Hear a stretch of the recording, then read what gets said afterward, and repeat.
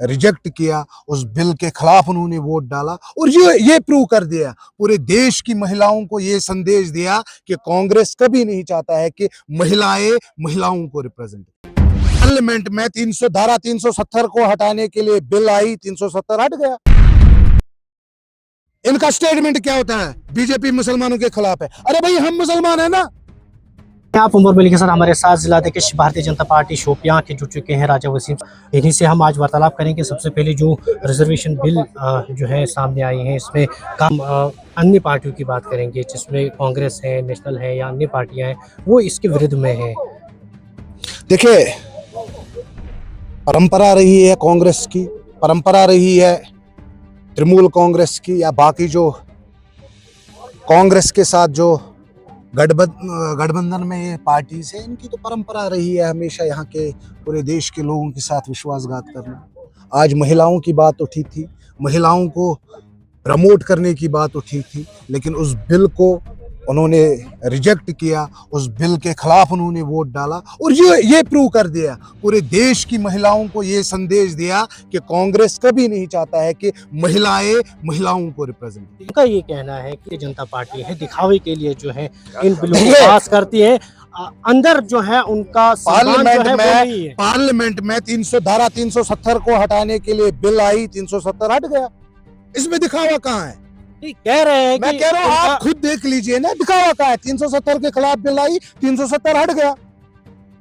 अब आप मुझे बताइए, कांग्रेस की परंपरा रही है, उनका बस घर चलना चाहिए, उनका परिवार चलना चाहिए, और जो उनके साथ पार्टीज अलायंस में है वो भी यही चाहती है कि यहाँ के गरीब लोगों को रिप्रेजेंटेशन ना मिले, यहाँ की गरीब महिलाओं को रिप्रेजेंटेशन ना मिले। उनके खानदान से ही महिलाएं निकलनी चाहिए जो देश को रिप्रेजेंट करे। लेकिन भारतीय जनता पार्टी का मानना है, भारतीय जनता पार्टी की सरकार मानती है कि यहाँ की महिलाएं, चाहे वो गरीब घर की हो या अमीर घर की हो, उनको भी रिजर्वेशन मिलनी चाहिए। लेकिन कांग्रेस ने कल परसों फिर ये साबित कर दिया कि उनको देश की नहीं पड़ी है, वो अपने घर बनाने की कोशिश में रहते हैं, हमेशा अपने बारे में सोचते हैं। डॉक्टर साहब की बात यहाँ पे छिड़ गई। अन्य पार्टियां भी ये कह रही हैं कि जो भारतीय जनता पार्टी है, उन्होंने उनका जो कॉन्स्टिट्यूशन है वो बालाई ताक पे रखा है। देखिए, बोलने की बातें हैं, आप बताइए किस संविधान, भारत के किस संविधान से बाहर निकल कह रहे हैं कि जात पात की लड़ाई जो है बीजेपी लड़ा रही है। देखिए, आप मुझे बताइए भारतीय जनता पार्टी में कितने सारे मुस्लिम्स बैठे हैं? आपने कार्यक्रम देखा? इनका स्टेटमेंट क्या होता है? बीजेपी मुसलमानों के खिलाफ है। अरे भाई, हम मुसलमान है ना। ये लोग, यहाँ के लोगों को, ये पूरे देश में जो कांग्रेस के अलाइज जो है, इनका मिशन यही होता है कि वो ये लड़ाइयाँ कराए, नफरत फैलाए। लेकिन भारतीय जनता पार्टी के कार्यकर्ता, पूरी देश जानती है कि भारतीय जनता पार्टी की सरकार ने उनके हित में फैसले लिए हैं और नरेंद्र मोदी जी हमेशा भारत पहले का नारा लेके चलते हैं। तो क्या कहना चाहते हैं, क्योंकि आने वाले जो है पंचायत इलेक्शंस भी है, यूएलबी इलेक्शंस है, तो इस ज़मीन में भारतीय जनता पार्टी क्या करने जा रही है आगे? क्योंकि जिस तरीके से जैसे हम देख रहे हैं कि युवा जो नौजवान हैं वो आपके साथ जुड़ रहे हैं, तो क्या रणनीति रहेगी ताकि भारतीय जनता पार्टी को जो है यहाँ के? देखिए, ये जो पंचायत इलेक्शन है, भारतीय जनता पार्टी इलेक्शन के लिए काम नहीं करती।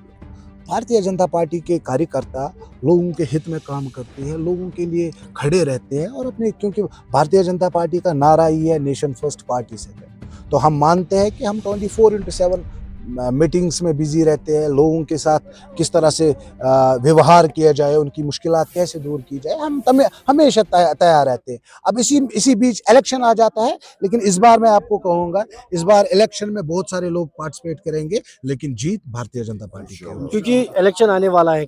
सबसे अहम बात जो है, चाहे हम किसी भी पार्टी की बात करेंगे, नेता जो होने चाहिए, चाहे हम नेता की बात करेंगे या जो हमारे पंच या सरपंच या म्युनिसिपल काउंसिल के इलेक्शन लड़ेंगे, उनमें वो नौजवान होने चाहिए जिनका विजन साफ हो, पढ़े लिखे हो, कम से कम वो लोगों की खिदमत कर सके। भारतीय जनता पार्टी क्या आने वाले इस इलेक्शन में उन नौजवानों उनको यहाँ पे उठाएगी जिनका विजन अच्छा हो? देखिए, भारतीय जनता पार्टी में आप जब भी देखेंगे ना, जो आने वाला चुनाव होगा, उसमें ज्यादा जो लोग पार्टिसिपेट करेंगे वो युवा होंगे, वो लोग होंगे जिनकी फैमिली में पॉलिटिक्स का एबीसी भी पता नहीं होगा।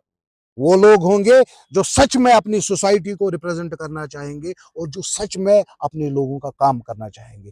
रीजनल पार्टीज परंपरा के हिसाब से अपने मौसेरे भाई, पुफेरे भाई, चचेरे भाई को उठाएंगे, लेकिन भारतीय जनता पार्टी उस नौजवान को उठाएगी जिसके मन में ये हो कि हम लोगों का काम करेंगे, लोगों की खिदमत करेंगे। आखिर पर आपसे जानने की कोशिश करेंगे, जिस तरीके से आज हुकूमत जो है नेशनल कॉन्फ्रेंस की है, तो जो ज़मीनी सतह पे लोगों के मसाइल हैं, मसले मसाइल हैं, उन पे जो है भारतीय जनता पार्टी जो है एकजुट जो होकर जो है उनके विरुद्ध कर रही है। आने वाले समय में क्या भारतीय जनता पार्टी की रणनीति होगी? एक सवाल मैं आपसे पूछूं, आपको लगता है कि आज अगर डिस्ट्रिक्ट शोपियान की बात करें, सबसे स्ट्रांग अगर कोई पार्टी है वो भारतीय जनता पार्टी? आपने बहुत सारे कार्यक्रम देखे होंगे, आपने बहुत सारे कार्यक्रम में देखा होगा लोगों का जज्बा, आपने देखा होगा कैसे वो प्रेज कर रहे हैं आदरणीय प्रधानमंत्री नरेंद्र मोदी जी को। तो हम मानते हैं हमें दायित्व मिला है अपोजिशन में रहने का। हमने 1.5 साल दिया था इन लोगों को कि ये अपने वादे पूरे करें, अपना जो मैंने इलेक्शन मैनिफेस्टो इनका था वो पूरा करे, लेकिन अब जब ये नाकाम हुए हैं,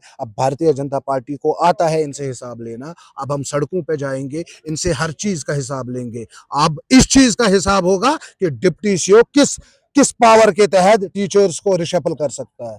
अब इस चीज का भी जवाब होगा। अब इस चीज का भी हम जवाब मांगेंगे, अगर आप ग्राम सभा एक जगह पे होनी चाहिए तो 6-6 जगहों पे कैसे होगी?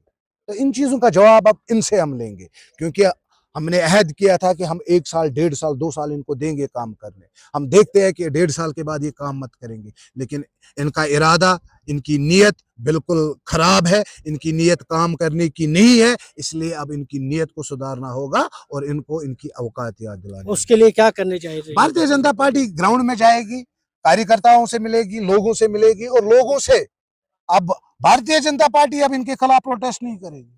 अब यहाँ के लोग इनके खिलाफ प्रोटेस्ट करेंगे और इनको, ये जो हमारे एमएलएज है, जो हमारे मंत्री है, अब उनको उनके अपनी कॉन्स्टिट्यूएंसी के अपने गांव में भी आने लोग नहीं